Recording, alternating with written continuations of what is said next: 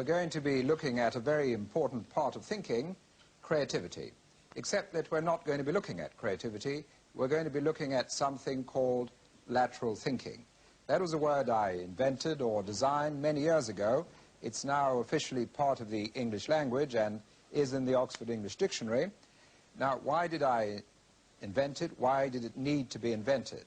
And in fact, there are very good reasons for that. The problem is that many creative people are not, in fact, very creative. Let me explain what I mean. If this is the way most people look at the world, we may get a highly creative person, an artist or someone like that, who has his own very special, very unusual way of looking at the world. If he is successful in communicating his ideas in paint, music, literature, or anything else, he'll take some of us to see the world through his eyes. So he's of great value to society. He increases our perception, our vision, the way we look at things, and so on. So naturally we call him creative. But that person may be unable to look at the world in any other way, may be unable to look at the world the way most people do, and unable to change the way he looks at the world. In fact, although he's creative, he may be a very rigid person.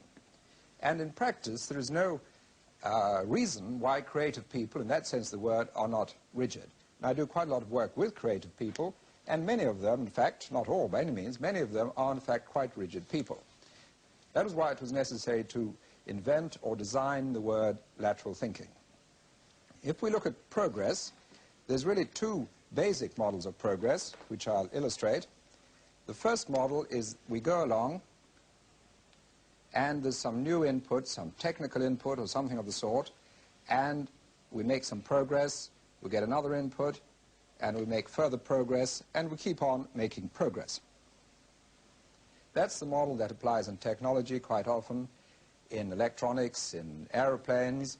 I remember some time ago I was flying in the Concorde, and I was thinking to myself that the spoonful of mashed potatoes, which I was about to put in my mouth, was actually traveling faster than a rifle bullet, which of course it is. So in technical areas, we make a lot of progress because we follow that model. But in some other areas, it's a very different model of progress. And the model is much more like this.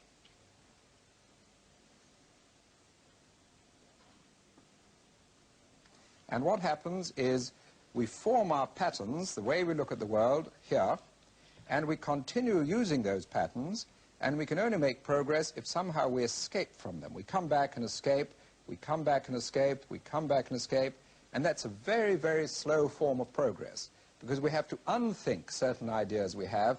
We have to be able to switch channels rather than just move smoothly ahead. And that's why we really need something like lateral thinking in order to be able to escape from a particular concept which is there in order to find a better concept. And that's why, in a sense, the lateral thinking is a necessary part of thinking, because without it, the only way we have for changing ideas, the only way we have for changing concepts, really is mistake, or accident, that is chance, or humor. These are the methods we have for changing tracks, changing patterns. And the other one, which we're looking at today, is lateral thinking. Now, humor is an extremely significant part of thinking. In fact, I would go so far as to say humor is the most significant characteristic of the human mind. And it's always amazed me how little attention philosophers, psychologists, information theorists have paid to humor. Because humor tells us much more about how the mind works than does any other characteristic. And what happens in humor is we're going along a track, we're looking at the thing in a certain way, and then one of two things happens. Either someone emphasizes this track very heavily, and we suddenly say, oh yes, I can see that double meaning, or we're going here, we're taken there, and when we look back, we can see how it was wide open. The first sort of humor is a pun. Now, I'll draw that again, and we'll have a look at a pun. In a pun, as I say, we're going along, and then someone emphasizes the alternative meaning, and we see the pun. It's rather like the old Bob Hope story, and he said he had a very poor Christmas because he was given 3 golf clubs, and what's worse, only 2 of these had swimming pools, which is a typical sort of pun. But let's have some puns from you. Anyone got any puns to offer? Little girl here. The optician was afraid that he'd make a spectacle of himself. Optician was afraid he'd make a spectacle of himself. Yes, very good. Another one? Gentleman there? Two strong girls went for a tramp in the wood, but the tramp got away. That's a very good one. Two strong girls went for a tramp, the tramp got away. Okay, the other sort of humour is where we're going along, we get taken there, and in hindsight we see it makes sense. And I'll give you an example, and you may be able to think of some others. The example is of the fellow sitting in a train compartment, and the ticket inspector comes in to collect tickets, and he starts searching frantically for his ticket. His top pocket, his inside pocket, his trousers pocket, his coat on the rack, his briefcase. After a while, the ticket inspector has mercy on him, takes the ticket out of the fellow's mouth, where it's been the whole time, punches it, gives it him back. When the ticket inspector has left the compartment, the fellow's travelling companions turned to him and said, "Didn't you feel very stupid searching everywhere for your ticket and it was in your mouth the whole time?" He said, "No," he said, "that wasn't stupid at all," he said. "I was chewing the date off the ticket." So that's the other sort of humour where we look back and we see that it makes sense afterwards. Now, in a sense, lateral thinking is the same sort of process as humour. And I'll give you my favourite example of lateral thinking, and you'll see the connection. And it's set in the form of a problem, and it's Wimbledon tennis fortnight, tennis tournament, and we're looking at the singles part of Wimbledon, where someone plays someone, and there's a winner, and the winner plays another winner, and there's another winner, he plays another winner, plays a winner, and in the end someone used to play Bjorn Borg. Nowadays it may not always be like that. Now, on this occasion, there were 133 people who wanted to play. And it rained the first week, as you know it often does at Wimbledon. So the organizer wanted to find the least number, the minimum number of matches which needed to be played, so he could pack them all into the second week. Obviously, there's going to be some buys in the first round, maybe some buys in the second round. Now, there's many ways of tackling that problem. There's one particular way, what I call the lateral thinking way, where we make a slight jump. We make a slight move from there to there, and once we get there, we see that it's obvious. And the way of tackling it is this, that instead of being interested in the winner, which is what we're normally interested in a tournament, we're normally interested in the winner. Instead of being interested in the winner, and there's only one winner, we decide to become interested in the losers, which is really rather unusual. And if there's one winner, there's 132 losers. So let's have a look at a loser. Here's our loser. And he's not very happy. And how is a loser produced?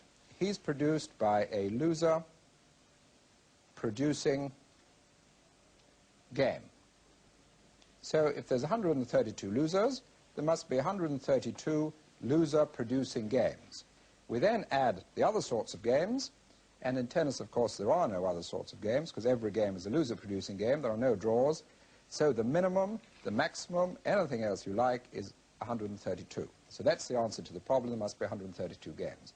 So by looking at it that way, by making that little jump from the track of normally looking at the winner to looking at the losers, we see a different approach, a different way of tackling the problem. Now, what I want to talk about now is how we make that jump, how we actually bring about lateral thinking, how we make it happen. Now, in order to talk about that, I want to go back to the exercise which I had given you a little bit before the program, and if you remember, I had drawn a wheelbarrow, a rather strange-looking wheelbarrow, something like this, something like that, and I'd asked you to make 5 comments on that as a design for a wheelbarrow. And we've got your comments on cards. I haven't read the cards. We've got your comments on cards. I'm going to ask Dinah to give me those cards. Could I have those cards? What I'm going to do is just read out some of the comments you made on that as a design for a wheelbarrow. The wheel is too small, it's unbalanced. Good-sized bucket. Awkward handles. How wide is it? Too much tilt to push forward and empty. Would not balance on ground. Would not balance when wheeled. Over large capacity. 2 handles. Could be towed rather than handle conveniently. The wheel support is too long. The wheel support is flimsy. The wheel support is too small. The drawing is not clear. There's hardly any information about how to make it or from what. Long handle. Everything would tip out when let down, etc. Now, one time I gave this to a group of business people, and I counted the critical points, the things they found wrong with it, like some of those I just mentioned, and the interested points. And the ratio is something like this. For a group of executives, there was 20 critical points for every interested point. For a group, all of whom had an IQ, a very clever group of 140, there were 22 critical points for every interested point. For a group of teachers, there was 27 critical points for every interested point. For a group of youngsters between 12 and 13, there were 2 critical for every interested. Now, the reason that was quite low, the 2 reasons, one is they didn't know too much about wheelbarrows, levers, center of gravity. The other is they thought it was the best wheelbarrow I could draw, and they were trying to be nice to me. So they said all sorts of things, like it's a good wheelbarrow for filling holes in the ground, because you can come to the end and just tip out your load. They said if you've got mud on the wheel, you could easily kick it off because your foot's near the wheel. They said you couldn't strain your back, because if you tried to lift more than your own weight, you'd take off. Then there was someone else who said, she said, since all the weight is on the strut, she was going to put a spring in there, and she was going to have the wheel bearing strut moving in and out against the spring. And then she said she wanted to color that, so the top piece was red, and the bottom piece was green. And she said you could now tell exactly how hard everyone was working, depending on which color you saw as he went past. Now, the point of that is that instead of using judgment, something else was being used. By and large, when we think, we use judgment, as most of you did with the wheelbarrow example. We use judgment in order to find the pattern we should be using. We use judgment to stop us from wandering off the pattern and bring us back on track. But if we want to use lateral thinking, if we want to increase our chance of escaping from this track and getting to that track, because once we're there we can see it makes sense, we've got to use something different from judgment. And what we've got to use is something we'll call movement. We want to be able to use the movement value of an idea. So when we come to an idea, instead of judgment, it's wrong, it won't do, let's back away, what we want to do is say, let's see where that idea gets us, the movement value of an idea. And just as in the judgment system we have the word no, so in the movement system, lateral thinking, there's a word I invented called PO, which means possible, hypothesis, suppose, and so on. So I'll give you an example of that. One time I was talking to a group and we were looking at airplanes, and I said, PO, which is our word for provocation, PO, planes land upside down. Now, what sort of things, what sort of useful idea could come from that? Any suggestions? Planes land upside down. Little fellow in front, any suggestions? Well, what someone said very quickly was, if planes landed upside down, the pilot would get a much better view. And from that came the idea that maybe, when we have airliners, maybe instead of the pilot sitting on top, maybe if we had the pilot sitting underneath, he could have a better view, it might have advantages. And I'm not saying it does, but it leads us to that idea. So let's do a quick exercise on that. Let's suppose we're looking at ordinary umbrellas. Now, supposing, as a provocation, someone comes along and says he wants to design an umbrella shaped like that. Now, what I want you to do in your little discussion groups, just look at that and see if it gives you any useful ideas about changing the design of an umbrella. So discuss it in your groups.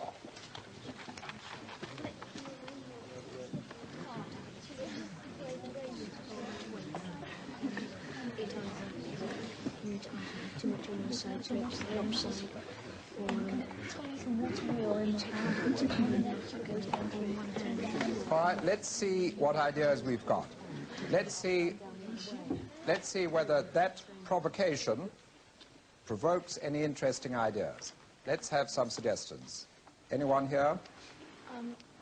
We thought of the idea of having the water coming out the back out of a chute, giving you power to go forward. So if you're on skis or something. Okay, some way to be pushed forward. All right, some others? Group over here, yes, all right, you? I thought of a kind of, you put it on this skateboard and it goes down this umbrella at the bottom, Yes. and then joins another pipe, goes down onto your skateboard. I see. And And it goes through a process to make you go along. make you go faster or something, all right? Anyone from anywhere? We thought it would be very useful for politicians to have that sort of umbrella. Then if people throw rotten fruit at them, they could catch it and throw it back. Okay, one of the important things here, one of the important differences, if we look at it, is that when the water lands here, the one place it doesn't go is off the edge. Never mind about it being collected. The one place it doesn't go off is off the edge. When all the water normally lands on an umbrella, it's all got to come off the edge, and if you're standing there, you get it on your trousers if there's a wind or something of the sort. So from this comes the idea, can we apply that principle to an ordinary umbrella? And the answer is we can. You can imagine an ordinary umbrella which, when it's opened up, there's a little flap here, a little gutter. Looked at from above, it's like this, which gets stretched and which comes up. So now all the rain which falls here, it goes out of the gutter, goes off the side, or goes off the back instead of coming down in front of you. So a very small change which comes from this, using this for its movement value. Let's look at another process. The other process is what we might call the escape process. And here, what we do is we try and identify something we take for granted, try and escape from it. So one time I was in a discussion group looking at London taxis. And the very few taxis in London, I think there's something like only 9,000, maybe a bit more than that, compared to 15,000 in Moscow and 30,000 in New York. The reason there's so few is you have to pass an exam called the knowledge. It takes you 18 months to pass the exam. No one pays you for learning, so why should you bother to be a taxi driver? So we said, what do we take for granted about a taxi driver? One of the things we take for granted outside of Tokyo is that he knows his whereabouts. So we say, let's escape from that. Let's have a taxi driver who does not know his whereabouts. What would he do? What would a taxi driver who does not know his whereabouts do? Get lost. He'd get lost. What else? He'd ask the passenger. He'd ask the passenger. As soon as you say that, you come to an interesting idea, which is this. You'd have normal taxis, as they are at the moment, and these are used by people from out of town, tourists, visitors, and so on. Then you'd have another type of taxi, and this other type of taxi is distinguished by the fact that there's a big question mark on the roof. That's because the driver doesn't know where he's going.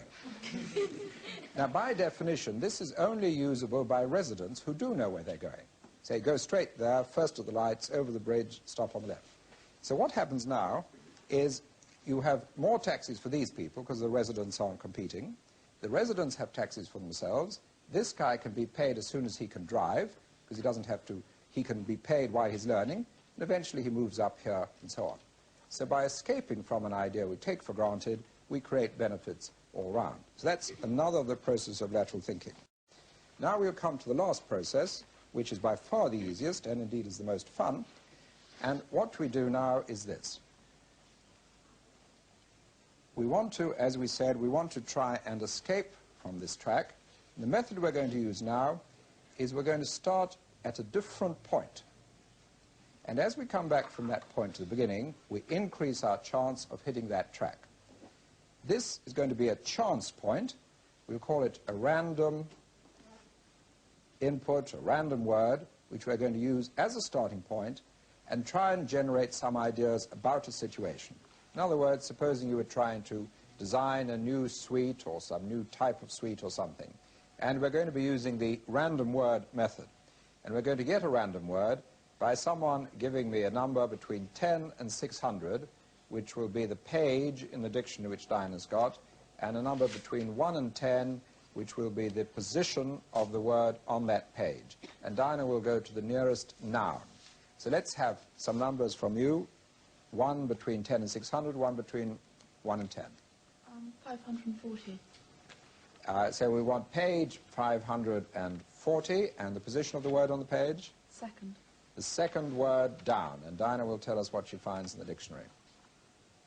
Page 540, second word down. Go to the nearest noun. Shrapnel. Shrapnel.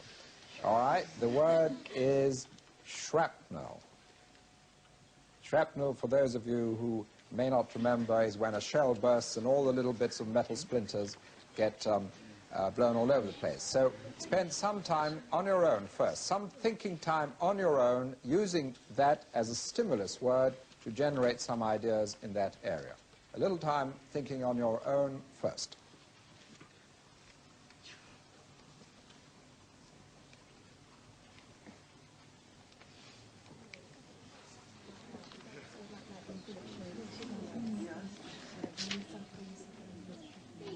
All right, let's see what we've got. Let's have someone in this group here. Yes.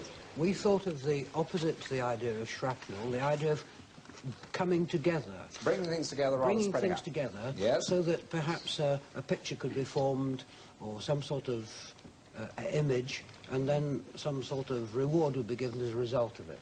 All right, some way in which what? You put the wrappers or the sweets yes. or something together, yeah. Yes, all right. Your prize. And a prize. Some others? Some others, yes? Well, it's a sweet, and when you eat it, it goes into the blood system, and it makes you tingle, as though you're getting bits of shrapnel all over your body. Interesting idea. When you eat it, it goes into the bloodstream, and it makes you tingle, as if you were getting little bits of shrapnel shot into you, sort of itchy and tingling, sort of itching powder. Yes, that's nice. Some others? Yes, over there?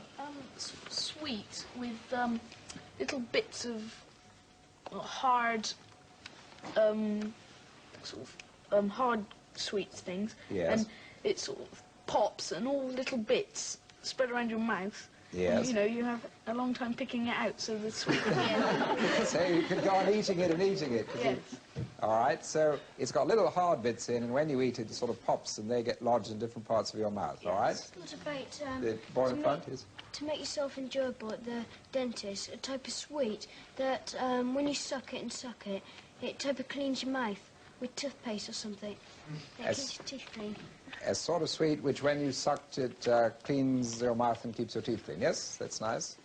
All right, so let's summarize what we've been talking about with lateral thinking. And the first point is that we tend to be locked into the existing patterns. And the only ways we have for escaping from the patterns are accident, mistake, humor, or lateral thinking, which we try to do as a deliberate process. I also mentioned that I thought humor was one of the most significant characteristics of the human mind, and it surprised me how little attention psychologists and philosophers had paid to it. In lateral thinking, instead of using judgment, which we use in order to find patterns and stay with them, what we want to use is something which is going to help us escape from the patterns, and we're going to call that movement. Movement instead of judgment, and movement has its own word, po, which means let's use this for its movement value. Whether it's right or wrong, let's use it for its movement value. We then looked at 3 of the ways of using lateral thinking, and we looked at them very briefly. One of them was to use an idea as a sort of stepping stone. The other one was to try and identify what we take for granted and then escape from it.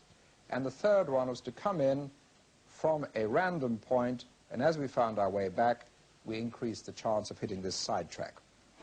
On the whole, what it all adds up to is that in progress, sometimes we may need to move back on an idea which may have been successful at the time and change it for a different idea. And we need thinking ways of changing ideas rather than just waiting for the old clash method where someone doesn't like your idea and you have an almighty argument and neither idea really improves. So the need for lateral thinking arises from the nature of mind to form patterns, and it's a way of cutting across patterns, of escaping from existing patterns